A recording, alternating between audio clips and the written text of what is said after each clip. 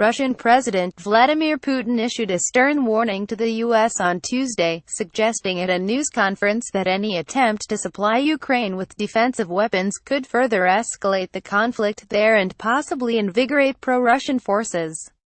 Putin told reporters at a news conference Tuesday morning that the move, which is being considered by Defense Secretary James Norman Mattis this week, Harvey at top of long to-do list as Congress returns week ahead and defense senators pick up work on defense bill briefings on North Korea, Afghan troop surge. Chinese ambassador China will never allow chaos and war on the Korean peninsula, more would increase the number of casualties caused by the fighting between Ukraine and armed separatists in the country's east. The delivery of weapons to a conflict zone doesn't help peacekeeping efforts, but only worsens the situation, Putin said Tuesday. Such a decision would not change the situation, but the number of casualties could increase, he added.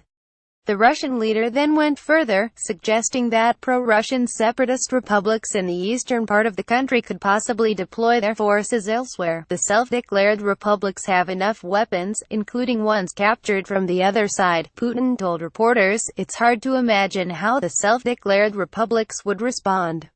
Perhaps they would deploy weapons to other conflict zones. Ukraine and Russia have been at odds since Russia annexed Crimea from Ukraine in 2014 and armed separatists declared themselves independent. The resulting conflict has killed more than 10,000 people.